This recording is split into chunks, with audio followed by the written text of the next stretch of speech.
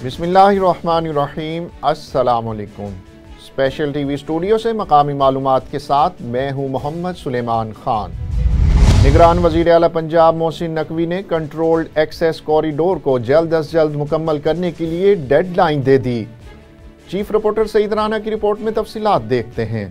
जैसे जैसे तामीराती कामों की तकमील की डेडलाइन करीब आ रही है, शहर में जारी मेगा मंसूबों पर काम दिन रात जारी है। निगरान वज़ीर आला पंजाब मोहसिन नकवी ने अवामी भलाई के मंसूबों को पाया तकमील तक पहुंचाने के लिए क्वालिटी और टाइम मैनेजमेंट का जो चैलेंज दिया है, क्या आने वाली हुकूमतें इस चैलेंज से निमट पाएंगी? इस सवाल का जवाब फिल वक्त देना मुश्किल है।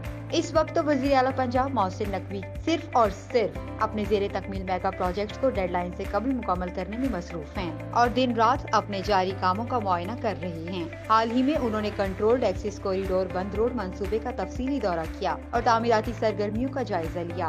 उन्होंने 8 किलोमीटर तवील प्रोजेक्ट का कई मुकामात पर मुआयना किया। बाबू साबू से सगियां तक पैकेज 2 और सगियां से न्याजी चौक तक पैकेज 1 पर जारी काम देखा। वज़ीर आला मोहसिन नकवी ने ज़ेरे तामीर पुलों पर काम की रफ्तार का मुशाहिदा किया, जबकि पैकेज 2 पर काम की रफ्तार तेज करने का भी हुक्म दिया। इन्हें बताया गया कि बाबू साबू से सगियां तक पैकेज 2 का 55% काम और सगियां से न्याजी चौक तक पैकेज 1 का 65% काम मुकम्मल हो चुका है। वज़ीर आला पंजाब मोहसिन नकवी ने कहा कि काम में ताखीर न की जाए, बल्कि इजाफी लेबर फोर्स लगाकर काम जल्द अज जल्द मुकम्मल किया जाए। उन्होंने दोनों पैकेजेस पर असफाल्ट का काम फरवरी के पहले हफ्ते मुकम्मल करने की हिदायत दी। वज़ीर आला का कहना था कि कॉरिडोर को ट्रैफिक के लिए खोलने के हवाले से तमाम वसाइल बरूए कार लाए जाएंगे। कमिश्नर और DG-LDA और कॉन्ट्रैक्टर्स ने मंसूबे पर होने वाली पेशरफ्त के बारे में वज़ीर आला को ब्रीफिंग दी। इस मौका पर सूबाई वज़ीर हाउसिंग असफर अली नासिर भी मौजूद थे। बहावलनगर हल्का NA 161 और हल्का PP 240 में मुख्तलिफ सियासी जमातों और आज़ाद उम्मीदवारों के दरमियान कांटेदार मुकाबला मुतवक्के है। इस हवाले से मजीद जानते हैं bureau chief special TV Malik मकबूल अहमद से। जी, तफसीलात से आगाह कीजिएगा, क्या सियासी सूरत हाल है? आज हम बहावलनगर शहर में मौजूद हैं। बहावलनगर शहर के हवाले से आपको बताता चलूँ, बहावलनगर शहर में मुल्क भर की तरह जो है वो 2024 का जो है कौमी और सूबाई इलेक्शन अरूज पर है। कैसे आपको पता है 8 फरवरी का दिन जो है नज़दीक आ रहा है, वैसे ही जो है वो इलेक्शन वर्कर और उम्मीदवार जो है वो अपने अपने हलका में जो है वोट मांगने के लिए जा रहे हैं और अपने अपने जो नाराज़ हैं वर्कर उनको मनाने के लिए जा रहे हैं। और इस वक्त मैं बात करूंगा बहावलनगर NA 161 के हवाले से, तो इस हलका में भी जो है इस वक्त जो उम्मीदवार हैं वो अपना मुस्लिम लीग नून की जानब से मियाँ आलमदाद लालेका साहब हैं। यहाँ इस हलका से पहले भी जो है वो मेंबर कौमी असम्बली रह चुके हैं। अगर मैं बात करूँ NA 161 के हवाले से, तो इस हलका में जो है मियाँ अब्दुस्टार लालेका मरूम जो है वो मुस्लिम लीग नून की क़यादत पर भी जो है कामयाब मेंबर कौमी असम्बली हो चुके हैं और वो वफाकी वज़ीर भी रह चुके हैं। तो इस हलका में मुस्लिम लीग नून का जो कैंडिडेट है वो मजबूत तरीन कैंडिडेट है। अगर मैं बात करूं हलका PP 240 के हवाले से, बहावलनगर सिटी के हवाले से, तो बहावलनगर सिटी के हवाले से यहाँ सीवरेज और वाटर सप्लाई का जो है वो बहुत बड़ा इशू है बहावलनगर का, क्योंकि बहावलनगर शहर में जब भी बारिश आती है तो सीवरेज बंद हो जाता है और लोगों को जो है घरों में दुकानों में पानी दाखिल हो जाता है। इसी तरह वाटर सप्लाई का जो पानी है, वाटर सप्लाई के पानी में स्मेल आ रही है। तो इसलिए जो है यहाँ बहावलनगर शहर में कोई भी जो है तरक्याती मनसूबा जात का काम नहीं हो सका पंजाब हुकूमत की जानब से, और जो यहाँ मेंबर को सूबाई असम्बली जो मुंतखब हुए थे MPA उनकी जानब से जो है वो बहावलनगर शहर में कोई भी काम ना करवाया जा सका।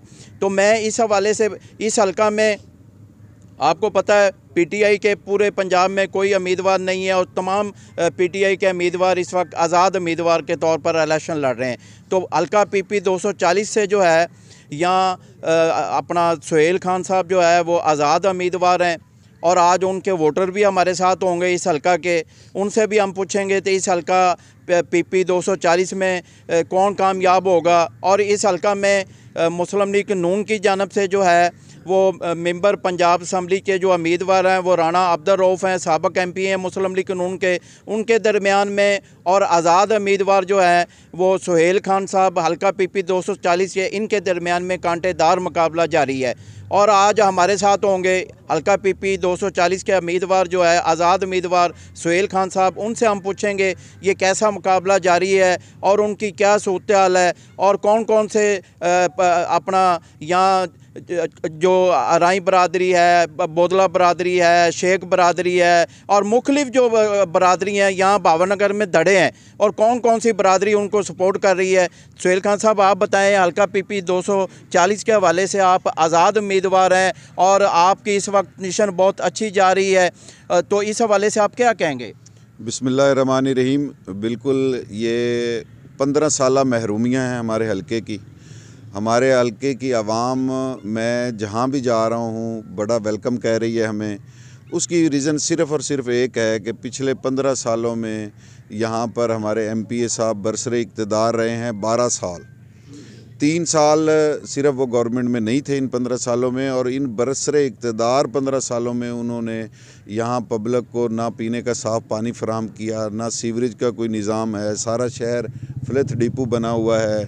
यहाँ पर मेडिकल कॉलेज का प्रोजेक्ट आया जो मुकम्मल ना हो सका। यहाँ पर सॉलिड वेस्ट मैनेजमेंट का मियाँ शहबाज शरीफ साहब प्रोजेक्ट दे कर गए। MPA साहब के जो बेटे हैं वो यहाँ पर चेयरमैन भी रहे। उस मशीनरी वो वर्कशॉप में पड़ी पड़ी गल सड़ गई, उसको शहर की भलाई के लिए, शहर को साफ़ सुथरा बनाने के लिए ये लोग इस्तेमाल तक नहीं कर सके। अरबों रुपए के फ़ंड्स यहाँ पर आए हैं। 80 करोड़ रुपए का फ़ंड सीवरेज की मद में आया है। ये कमोबेश इससे ज़्यादा का फ़ंड जो है वो वाटर सप्लाई के लिए आया है। अभी 44 करोड़ रुपए के एडवांस बिल लिए हैं। मैसर्स अब्दुल रऊफ़ के नाम पर बिल हैं। एडवांस बिल लेके उन्होंने पैसे अपनी पॉकेट में डाले हुए हैं। शहर में एक ईंट नहीं लगी। शहर में लोगों के पास पीने का साफ़ पानी नहीं। हमारी पब्लिक जो है वो हेपेटाइटिस A, B, C इन मर्ज़ों का शिकार है। डायलिसिस हो रहे हैं। लोग गुर्दों के अमराज में मुब्तला हो गए हैं। बहावलनगर की पब्लिक जो है वो 90% पब्लिक बेचारी ऐसी है जो ख़रीद कर पानी नहीं पी सकते। आज जब दुनिया चांद पर घर बनाने का सोच रही है, आज जब दुनिया में लोग, चाइना आप जाके देख लें, लोग उड़ने वाली कारें बना रहे हैं। इंशाअल्लाह ताला मैं ये समझता हूँ कि मैं अगर बिरादरियों के नाम गिनवाना शुरू कर दूँ तो इसके लिए आपको अलग से एक प्रोग्राम करना पड़ेगा। पूरे का पूरा हल्का, तमाम बिरादरियाँ, और मैं आपको ये भी बताऊँ, ये भी हैरान कुन बात है कि हमारे यहाँ जैसे आप फरमा रहे हैं, आपने दुरुस्त कहा कि यहाँ धड़ेबंदी की सियासत है। यहाँ पर एक धड़ा एक तरफ चलता है तो दूसरा वो कहता है कि हमने उस तरफ नहीं जाना। लेकिन इस बार अल्लाह रब्बुल इज़्ज़त की इतनी अनायत है कि हर यूनियन कौंसिल में, हर वार्ड में जो मुखालफ धड़े एक दूसरे के मुखालफ हैं वो भी इकट्ठे हैं। उनका कहना ये है, मैं नहीं कह रहा, उनका कहना ये है कि हमने बहावलनगर की तरक्की को वोट देना है। हमने सुहेल खान को या किसी भी और कैंडिडेट को नहीं देखना। हमने ये देखना है कि 15 सालों में हमारे MPA ने हमें कुछ नहीं दिया और अब हमने ये तब्दीली लेकर आनी है। हमने सुहेल खान को, प्याले को वोट देकर अपने शहर को खूबसूरत बनाना है, अपने देहातों को सजाना है, अपनी आने वाली नस्लों की बेहतरी के लिए ये वोट कास्ट करना है। इस वक्त तो मैं जो देख रहा हूँ वो सुहेल खान साहब का किसी के साथ मुकाबला ही नहीं है, क्योंकि साबका MPA जो 15 साल यहाँ पे रहे हैं बहावलनगर में, उन्होंने बहावलनगर को महरूमियों के सिवा कुछ नहीं दिया। तो इस वक्त अवाम ने फ़ैसला कर लिया है कि हम सुहेल खान के साथ हैं। बहुत सारी बड़ी बड़े ग्रुप्स, बड़ी बड़ी बरादरियाँ रोज़ाना की बुनियाद पर सुहेल खान के साथ शामिल हो रही हैं और इंशाल्लाह 8 फरवरी को सुहेल खान वाज़ेह अक्सरियत से बहावलनगर से कामयाबी हासिल करेंगे। ये जो PP 240 के हवाले से सुहेल खान साहब की पोजीशन बेहतरीन है, क्योंकि राणा साहब ने 12 साल में कुछ नहीं किया, महज झूठे वादों के। बाकी गैर मशरूत सुहेल खान साहब की सपोर्ट इंशाल्लाह कर रहे हैं। अल्लाह पाक इंशाल्लाह इनको 8 फरवरी को पहले पे मोहर लगाएं और सुहेल खान जीतेगा, इसका कोई मुकाबला नहीं है। जी, यहाँ जो वोटर मौजूद हैं वो ये बता रहे हैं बहावलनगर हल्का PP 240 के हवाले से जो हम सर्वे कर रहे हैं कि यहाँ लोग कौन कौन से उम्मीदवार के साथ हैं और क्या कह रहे हैं। तो ये लोगों का कहना है कि हल्का PP 240 से 3 बार जो है राणा अब्दुल रऊफ जो है मुस्लिम लीग नून की जानब से MPA मुंतखब हो चुके थे और रह चुके हैं, और उन्होंने जो है यहाँ वाटर सप्लाई का पानी जो है वो साफ़ नहीं दिया लोगों को। और इसी तरह अगर वाटर सीवरेज के हवाले से बात करूँ तो लोग कह रहे हैं सीवरेज की बड़ी परेशानी है। जब बारिश आती है तो सीवरेज ब्लॉक हो जाता है और सीवरेज की वजह से लोगों की दुकानों में, घरों में पानी दाखिल हो जाता है और कई दिन जो है वो रोडों पर जो है, शहरों में, गलियों में पानी खड़ा होता है। तो ये भावनगर जैसे बहुत सारे मसाइल हैं। लोग जो है साफ पानी पीने से महरूम है और वाटर सप्लाई का जो पानी आ रहा है उसमें स्मेल आ रही है भावनगर पूरे शहर में जो है।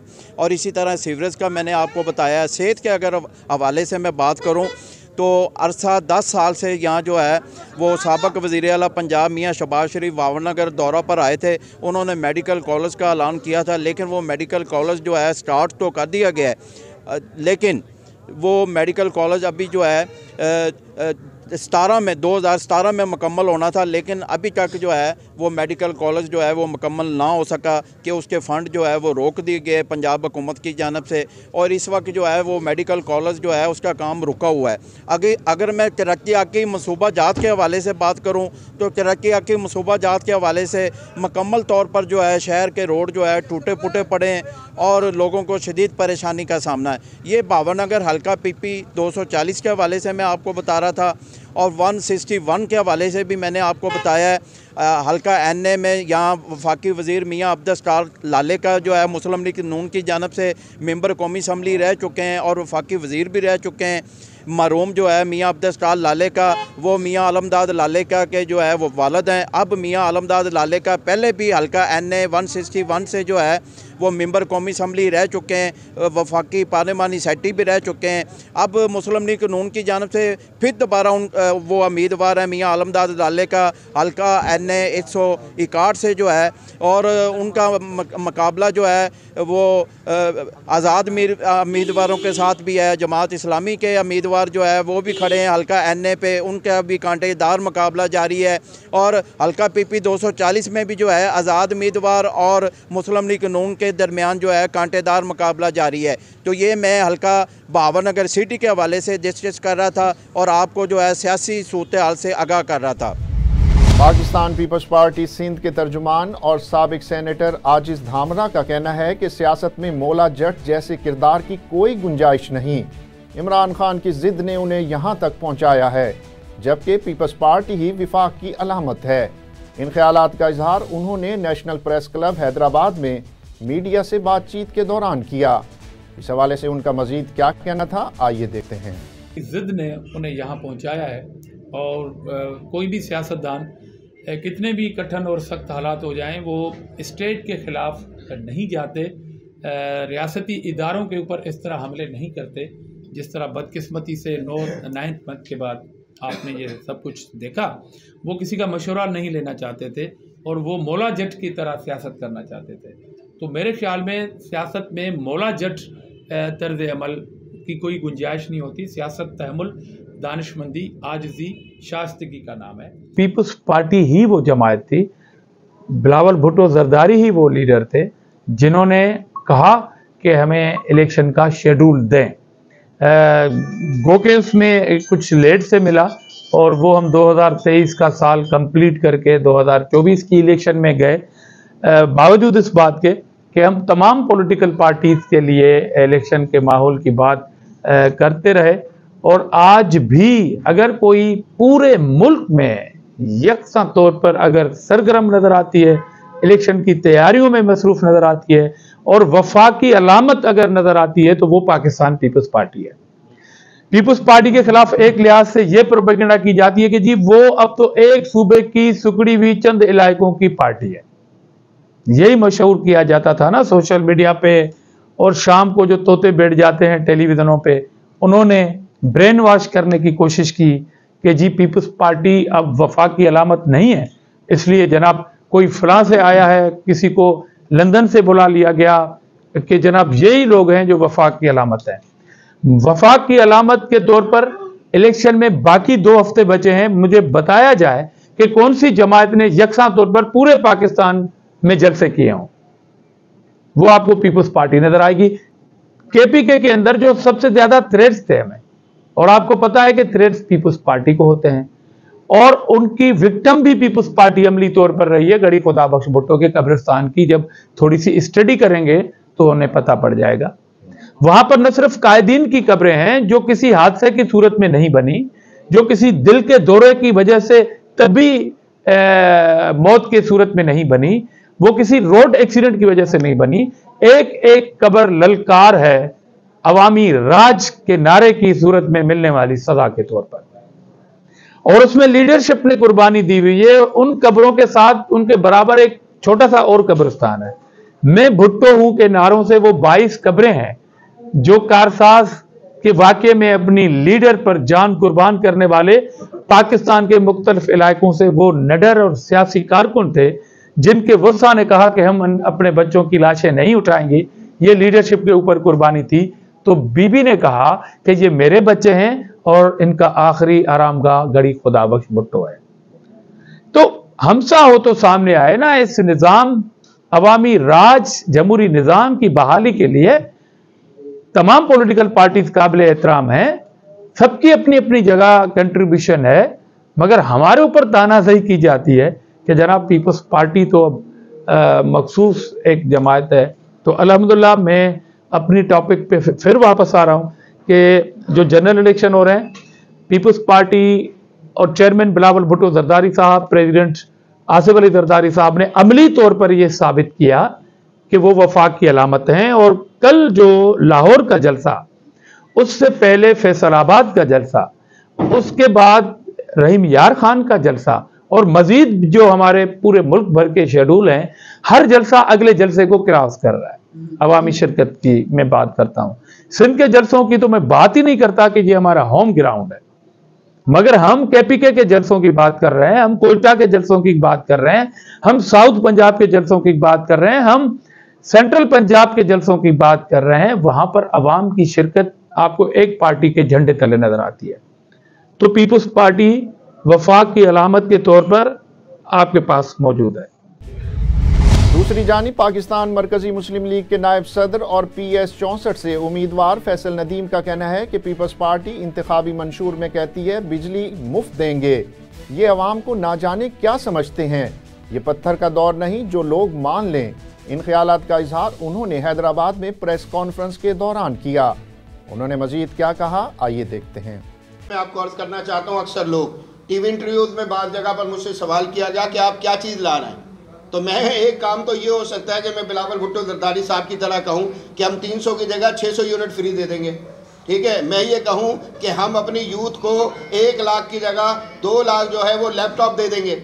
यानी यहाँ पर अगर आप देखें तो सियासी जमात ये स्टंट कर रही होती है, सियासी जमातें जितनी भी हैं ये इसी तरह के स्टंट कर रही होती है और उन्हीं की बुनियाद पर अपने मामलात को आगे लेकर चल रही होती हैं। तो हम ये समझते हैं कि पाकिस्तान में सब कुछ मौजूद है। पाकिस्तान एक बावसाइल मुल्क है, बेवसाइल मुल्क नहीं है। 25 करोड़ लोगों का मुल्क है। दरिया हैं, सहरा है, समंदर हैं, पहाड़ हैं, खेत हैं, खलियान हैं, फसलें हैं, इंडस्ट्री है, सारी चीज़ें मौजूद हैं। लेकिन ये जो करप्शन है, बदउनवानी है, 2 नंबर ये ऊपर से नीचे तक आप देखें कि ये जो बदउनवानी है इसका जहर हमारी ये जो कौम है इसकी रगों में उतार दिया गया है। अभी आपने देखा कि 15 साल हुकूमत ख़त्म हुई पीपल्स पार्टी की, और पीपल्स पार्टी की हुकूमत ख़त्म होने के साथ ही आपने देखा कि सिंध में एक सिस्टम की बात होने लगी। अब वो सिस्टम क्या था, हर सरकारी इदारे में इन्होंने अपने एजेंट बिठाए हैं और वो एजेंट लोगों का काम करने के लिए नहीं है बल्कि लोगों के काम रोक कर और उसके बाद रिश्वत सतानी की वो दास्तानें रकम करने के लिए हैं कि जिनके ज़रिए से इनके घर भरे जा सकें। तो ये जितनी भी चीज़ें इंशाल्लाह इनको ख़त्म करेंगे। हमारा स्लोगन है हमारी सियासत खिदमत इंसानियत, यानी हकीकी जो खिदमत होती है। और 5 साल पूरे मैं दावे से कह रहा हूँ आपके सामने कि आप एक चीज़ देख लेंगे कि जब ये इलेक्शन ख़त्म होंगे, आपने 5 सालों में इन्हें नहीं देखा होगा। ये सैलाब 2021 में आया था, आपने किस वडेरे को, किस MNA को और किस MPA को सैलाब में लोगों की खिदमत करते देखा है। मैं आपके सामने मौजूद हूँ, मुझसे सिंध के किसी इलाके का सवाल कीजिए, मैं अपना काम बताऊँगा अल्लाह की मेहरबानी के साथ। आपको देहात में अपना काम काम बताऊंगा, शहर में अपना काम बताऊंगा आपको। लेकिन ये जो वडेरे थे, और मैं ये कहता हूँ ये जो MPAs और MNAs थे, और फिर आगे बढ़कर मैं कहता हूँ ये शहरों से, हैदराबाद से और कराची से जो जीतने वाले लोग थे, ये कहाँ थे? ये आपको कहीं भी नहीं दिखाई देते। तो हम वो कल्चर लेकर आएंगे इंशाअल्लाह अल्लाह के फजल के साथ कि 5 साल पूरी तरह से हमने अवाम के बीच रहना है, उनके दुख दर्द में साथ रहना है इंशाअल्लाह, और हर मुमकिन उनकी खिदमत करनी है। तो हमारा स्लोगन है, हमारी सियासत खिदमत इंसानियत। और मैं ये कहता हूँ पाकिस्तान एक बावसाइल मुल्क है, इन वसाइल के रास्ते से रुकावटें दूर कर ली जाएँ। 14,600 अरब रुपए का बजट है, 8,500 अरब रुपए जो है वो आप उठाकर जो है वो पाकिस्तान के कर्ज और उसकी सूद के मद में दे देते हैं, और उसके बाद 6,600 अरब रुपए जो बचते हैं उनमें क्या कुछ खाया पिया जाता है, किस तरह के मामलात में। सिर्फ एक आपको दावत देता हूँ, एक एक करके ये जो सियासी जमातें हैं इनके नुमाइंदे उठा लीजिए। 10 साल पहले आज इनकी हैसियतें उनको देखना शुरू कर दीजिए, जवाबात आपको मिलना शुरू हो जाएंगे। तो मैं कहता हूँ दयानत आएगी तो पाकिस्तान के मामलात इंशाअल्लाह हल होना शुरू हो जाएंगे। मियां इमरान अली नेकोकारा की चिन्योट की सियासत में दबंग एंट्री, पूरे हल्के की सियासत में हलचल मच गई। एक ही दिन में कई ओपन मीटिंग्स का सिलसिला जारी। स्पेशल टीवी चिन्योट के ब्यूरो चीफ मेहर अब्दुर्रहमान ताहिर सियाल की रिपोर्ट में तफसीलात जानते हैं। हालिया इलेक्शन में कामयाब होकर पूरे हल्के का नक्शा बदल दूंगा, इन ख्यालात का इजहार मियां इमरान अली नेकोकारा उम्मीदवार बराए MPA हल्का PP 94 ने एक कॉर्नर मीटिंग में किया। उन्होंने कहा कि 15 साल से एक ही शख्सियत बरसरे इक्तदार है, लेकिन इलाके के बुनियादी मसाइल हल नहीं हो सके। मियां इमरान अली नेकोकारा का कहना था कि अगर वो कामयाब हुए तो इलाके में सड़कों का जाल बिछा देंगे और फरोग तालीम के लिए स्कूल्स कायम किए जाएंगे, जबकि सेहत के नए मराकज भी कायम किए जाएंगे। उन्होंने कहा कि वो किसी की साबका कारकर्दगी पर कीचड़ नहीं उछालना चाहते। हमारे शहर का सारा इंफ्रास्ट्रक्चर तबाह, हमारी देहात की 4 यूनिट कौंसल जिस हल्के का हिस्सा है उसका सारा निज़ाम तबाह है। 15 साल की एक तबाही और बर्बादी की दास्तान है। दिल है और अल्लाह ताला तौफीक दे तो भाइयों के साथ, दोस्तों के साथ मिलकर इसको एक बेहतर शहर बना, इस बेहतर पूरा हल्का बेहतर करने की एक जस्तजू है। कॉर्नर मीटिंग में मलिक जफर इकबाल खोकर, मियां जावेद इकबाल, हाजी जिया, शहजादा खुर्शीद आलम, हुमायूं रफीक, इरफान वारिस, चंदा और दीगर अहबाब भी मौजूद थे। महंगाई के बाइस सर्दियों में खास तोहफा, खुश्क मेवाजात गरीब आवाम की पहुंच से दूर हो चुके।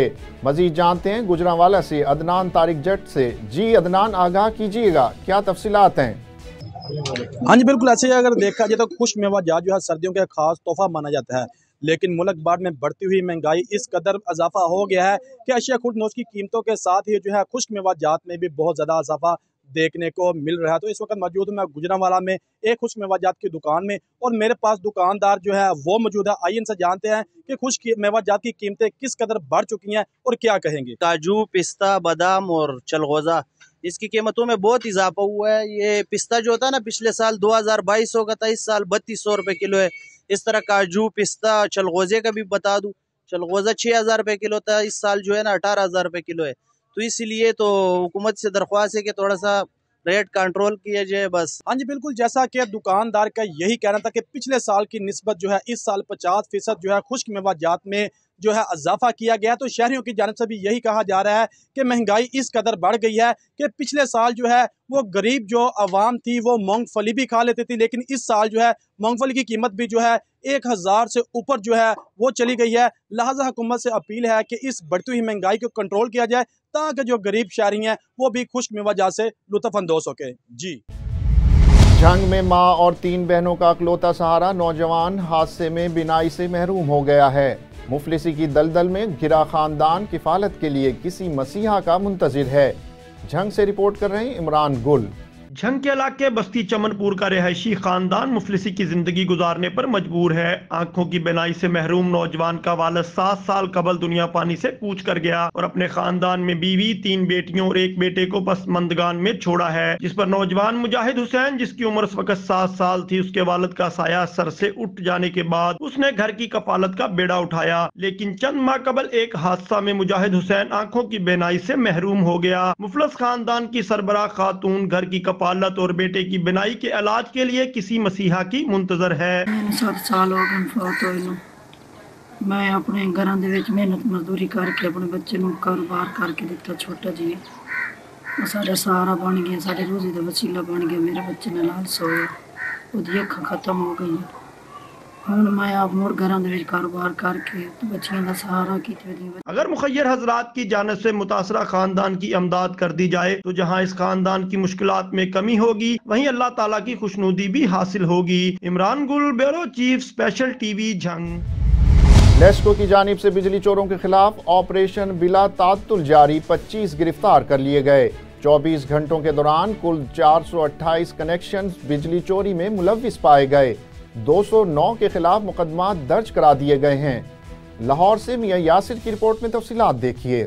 लाहौर इलेक्ट्रिक सप्लाई कंपनी की जानिब से बिजली चोरों के खिलाफ ऑपरेशन जारी, 25 अफराद गिरफ्तार कर लिए गए। गुज़िश्ता 24 घंटों के दौरान कुल 428 कनेक्शंस बिजली चोरी में मुलव्विस पाए गए हैं। पकड़े जाने वाले कनेक्शंस में 12 कमर्शियल, 4 ज़राई और 412 डोमेस्टिक थे। तर्जुमान लेस्को का कहना है कि तमाम कनेक्शंस मुनक़ता करके 3,75,770 यूनिट्स डिडक्शन बिल की मद में चार्ज किए गए हैं। गुज़िश्ता 24 घंटों के दौरान चार्ज किए गए यूनिट्स की मालियत 1,45,96,700 रुपए बनती है। इलाहाबाद के इलाके में कनेक्शन को 20 लाख रुपए जुर्माना आयद किया गया है। 136 रोज से जारी मुहिम के दौरान 46,801 मुलजिमान बिजली चोरी में मुलव्विस पाए गए हैं। 46,347 कनेक्शंस के खिलाफ FIR की दरखास्तें जमा करवा दी गई हैं, जबकि 43,889 दरखास्तें रजिस्टर्ड हो चुकी हैं। तर्जुमान लेस्को का कहना है कि अब तक की कार्रवाइयों में 17,312 मुलजिमान को गिरफ्तार किया गया। घोटकी में जरवार थाने की हुदूद में चोरों को लगाम ना डाली जा सकी। चोर गांव हासिल फकीर से ट्रांसफार्मर के कॉइल निकाल कर ले गए। मकामी अफराद ने SSP घोटकी अनवर खेतरान से इलाके में चोरों को पकड़कर सख्त से सख्त सजा देने का मुतालबा कर दिया है। निंचनाबाद के चक तबगड़ा के करीब रेलवे लाइन का कीमती लोहा चोरी होने से बच गया। थाना मंडी सादिकगंज पुलिस ने 2 मुलजिम रिक्शे समेत गिरफ्तार कर लिए। तैयब महमूद मेकन की रिपोर्ट में तफसीलात देखते हैं।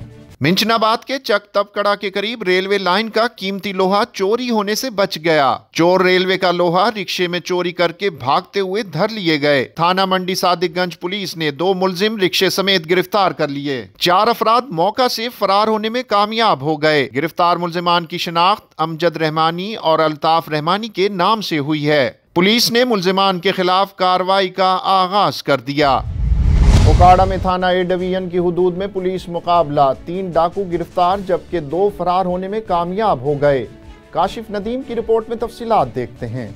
ओकाड़ा में 14L फाटक के करीब पुलिस मुकाबला, फायरिंग के नतीजे में 3 डाकू गिरफ्तार कर लिए गए जबकि 2 डाकू फरार होने में कामयाब हो गए हैं। गिरफ्तार डाकुओं को तफ्तीश के लिए नामालूम मकाम पर मुंतकिल कर दिया गया है। मुलजिमान के कब्जे से मोटरसाइकिल और नाजायज असलहा भी बरामद कर लिया गया है। इस हवाले से DPO कैप्टन रिटायर्ड मंसूर अमान का कहना था कि ये डाकू फैसलाबाद रोड पर डकैती करके फरार हुए थे। इत्तला मिलने पर पुलिस ने डाकुओं का ताकुब किया तो जब 14L फाटक के करीब पहुंचे तो डाकुओं को पुलिस ने रोकने की कोशिश की। डाकुओं ने पुलिस पार्टी पर फायरिंग शुरू कर दी जिससे पुलिस वैन डाकुओं की मोटरसाइकिल को जा लगी और डाकू जमीन पर गिर गए, जिस पर पुलिस ने 3 डाकुओं को मौका पर से गिरफ्तार कर लिया जबकि दूसरी मोटरसाइकिल पर सवार 2 डाकू फरार होने में कामयाब हो गए। पुलिस की भारी नफरी ने इलाके को घेरे में ले लिया। फरार होने वाले डाकुओं की तलाश जारी है। DPO काड़ा कैप्टन रिटायर्ड मंसूर अमान का कहना है कि फरार होने वाले डाकुओं को जल्द गिरफ्तार कर लिया जाएगा।